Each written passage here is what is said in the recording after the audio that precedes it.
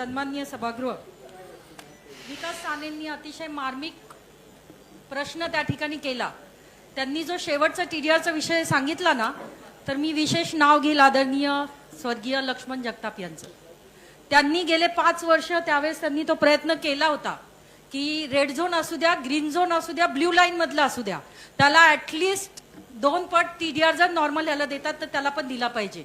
तो आता सक्सेस होईल अशी मी त्यांची आशा बाळगते. अतिशय चांगला प्रश्न या ठिकाणी मांडलाय, जरी विषयाला धरून नसला तरी तो मांडलेला आहे.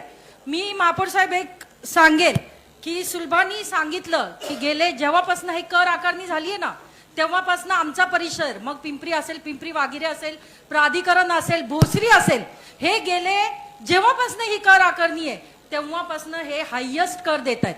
आताच कलाटे साहेब म्हटले की तुम्हाला आत्ता हे दिसतंय का, पण मी त्यांना सांगू इच्छिते की आमच्या आता पडायला आली आहेत घरं. तिथली सगळी घरं आता पडायला, आता रिडेव्हलपमेंट होणार आहे. रिडेव्हलपमेंट झाल्यानंतर हे नवीन दर लागू होणार मध्ये, पण आम्हाला रस्ता तेवढाच आहे, रोड वाइंडिंग काय होत नाही.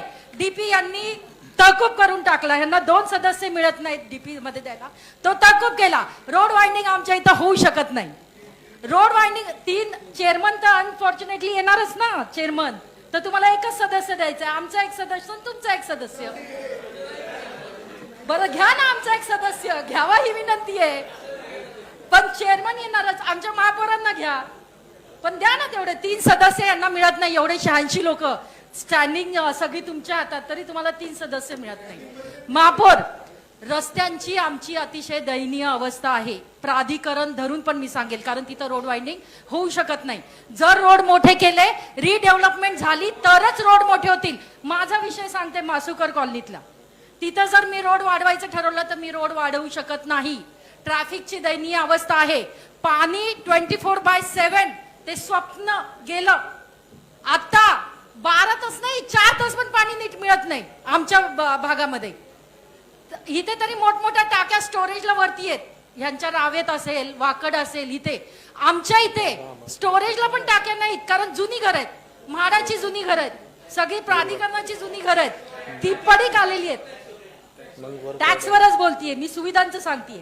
तुम्ही कॅटेगरी जर सुविधांवर ठरवता तर आमचा भोसरी गावठाण असेल, आमचा नेहरूनगर गावठाण असेल, खराडवाडी गावठाण असेल, पिंपरी गावठाण असेल, पिंपरी वागिरे असेल, हे आता क मध्ये, हे अक्षरशः क मध्ये, आकुर्डी गावठाण पण. मग गावठाण जे आहेत, आणि जो आमच्या महापौर साहेब तुम्हाला माहितीये नेहरूनगर आणि खराडवाडी प्रभागामध्ये 7 झोपडपट्ट्या आहेत. झोपडपट्टी हटवल्याशिवाय रोड मोठे होणार नाहीत. पाणी चोरी तर तुम्हाला माहिती आहे, अनधिकृत कनेक्शन किती होतात. तर ह्याच्यामध्ये जर आम्हाला पण सुविधा मिळत नसेल तर माझा पण प्रस्ताव आहे की आमचा पण भाग हा तुम्ही क मध्ये घ्यावा आणि तो क चा ब मध्ये घ्यावा.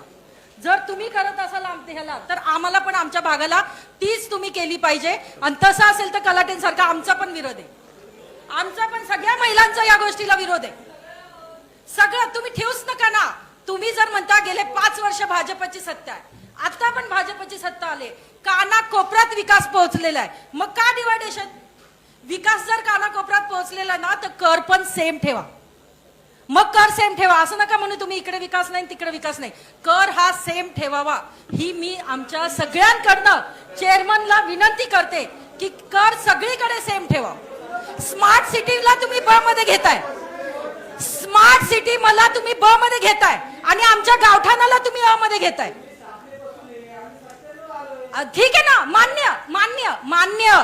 पण मी म्हणते विकास जर कानाकोपऱ्यात गेलेला आहे तर सगळ्याच्या सगळं तुम्ही सेम ठेवा, सेम सेम ठेवा. स्मार्ट सिटी, स्मार्ट सिटी महापौर साहेब, आता स्मार्ट सिटी मध्ये सगळ्यात रावेत झालं, हे झालं स्मार्ट सिटी मध्ये, त्यांना तुम्ही ब मध्ये घेताय. काही स्मार्ट सिटीतले पण तुम्ही घेताय ब मध्ये. महापौर साहेब, आमची अशी पवार साहेबांना विनंती आहे, तुम्ही काही करून ते सगळं लेवलला घ्या, कोणाला कमी जास्त लेखू नका, सगळेजण सेम ह्याला घ्या. टॅक्स तुमचा प्रश्न, चेअरमनचा किती ठेवायचा तो. सगळं गावठाण हे ब मध्ये घ्यावं. थांबा ताई, ताई 1 मिनिट, ताई थांबा, ताई प्लीज प्लीज नानी.